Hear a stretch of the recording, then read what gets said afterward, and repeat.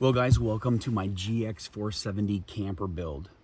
Not really camper, but I built a storage platform with an additional sleep platform attached to the front. And I'm at a conference in the Sonoma Redwoods area. I had to come early, and I thought this would be a great opportunity to test out the sleep system and see how it works. So it is 11:45, and I just rolled in and I'm ready to go to bed. So in the morning, we'll see if we can't get a little overview of what I've done here.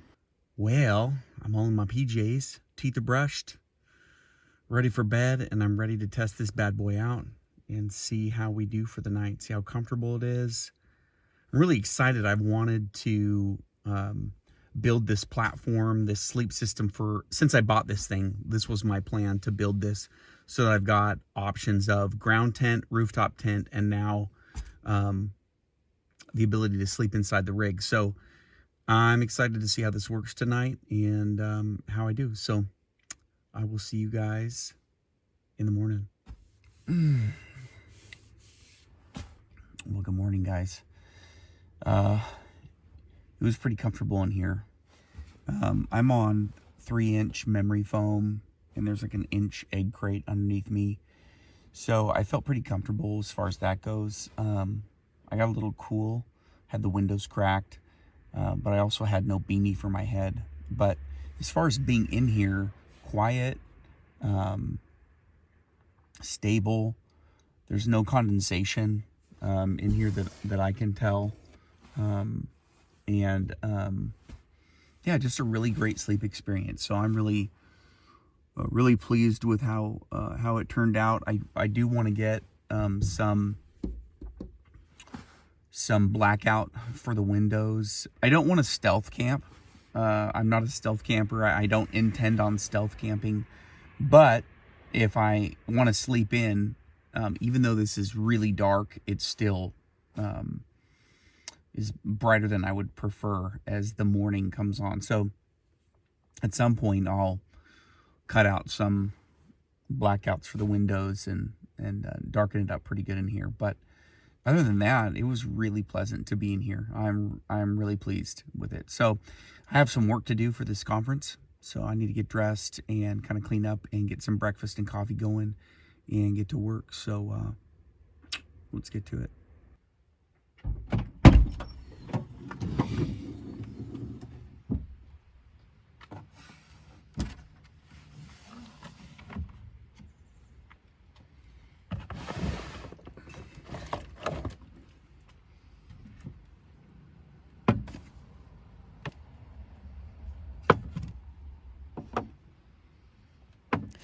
Unfortunately, the footage from the camera that I had positioned outside my vehicle, to which I'm going to turn and start talking to shortly, was deleted by myself by mistake. So you get to view my extremely attractive side and back profile, which, though attractive, is not great for camera shots. I'm sorry about that.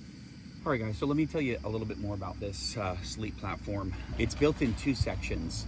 I've got the main storage section here, and then there is a front sleep system. I built this in 2 sections because there's going to be a lot of times when I have the rooftop tent or the Gazelle and I don't need a sleep system. And so I want the main storage system detachable so that I can just have one or the other. It's 38 inches deep by 40 3/4 inches wide, and this is about 11 5/8 high. I think I've got these wings that fold open. I wanted this to be able to slide in really easily without bashing the sides, so I kind of, I made it narrower than the full width so that it could slide in easily, and then I can just fold these open to give me the full length of storage countertop. I am not a carpenter or extremely handy, but I don't mind getting in there and trying it, watching a lot of YouTubes like you do to figure out how to do stuff. So this is just a really simple 2x4 frame. I built it out of scrap 2x4 that I had at my house, but I bought some 1/2 inch sanded plywood And that's all this is. And then I bought some piano hinge and a bunch of screws, and away we went. It was about 125 bucks for materials for the storage platform and the sleep platform, and then the table. The table is built out of the same plywood, and I had this wire, this 16-inch rope wire rope, whatever it is, laying around from another project, so I used that. And then I used some cupboard magnets to hold it up, and countersunk them into the table itself. For now, I attached it directly to the plastic on the other side, but after I get back from this trip, I know that I'm actually going to attach this wire cable into the metal behind the plastic in the door itself, because I can see that this cable puts tension on the plastic, and I don't want that. Well, somehow I not only managed to delete the video of me talking to the camera explaining the build and the storage and sleep system and the table, but I also deleted my final thoughts and additional comments on this. So I'm having to recreate it here in my driveway. Not only did I use this on my test trip before the conference, I also used it a couple days later on a 2-night trip down to the Carson River. That video, it will be coming up in a couple weeks. So I've used it twice, and so I can really tell you what I think about this. It's amazing, and it is a total game changer. And there's 3 components to it. There's obviously the table and the storage system, which I'll use all the time, regardless of what kind of tent, rooftop tent, or other setup that I've got. But then there's the sleep system that I can throw in whenever I want really quickly if I don't want to hassle with the tent. And I love sleeping inside here. One of the things that frustrates me about a tent when it's still in the cooler season is all the condensation that builds up inside the tent. And zero condensation inside the GX. Wonderful sleep, quiet sleep. I was camped on the Carson River trip with my buddies. I was camped next to a creek both nights, and they were loud. It was snow runoff, the water was ripping past, and I could barely hear the creek. It was so quiet. Now, I know that a lot of times we like the creek noise. I'm just saying that when I had the windows completely closed, I couldn't hear a thing. It was so quiet in there. So I absolutely loved sleeping in this. The table, huge improvement for me, eliminating a table that I would have to bring with me. And then just anytime I pulled over for a snack or needed to do something, the table's right there, just throw it down. It's a game changer. And I just really want to encourage you, if you're thinking about doing something like this and you're wondering, you absolutely should, 100%. It's a game changer.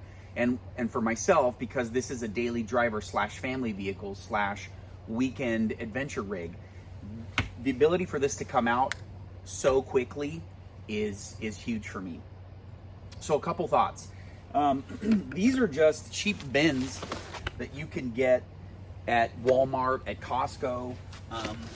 They're not very long. When I pull this out, I still have probably a good 2 feet behind it.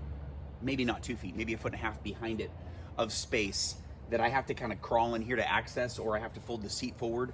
It's not the end of the world, but keep in mind that for me, this is a prototype, which may last for a really long time before I change it.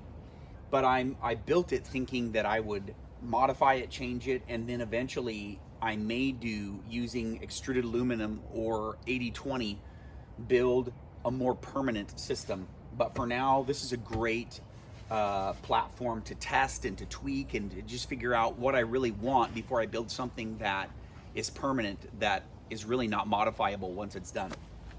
So a few other things. I'm going to be using a roll-on bed liner on the top of this and on the sleep platform and on the top of the table, so that it's durable, so that I've already got some stains, and there's been a couple times, even yesterday, I was bringing some groceries home and I opened this up and rain just comes right in on this.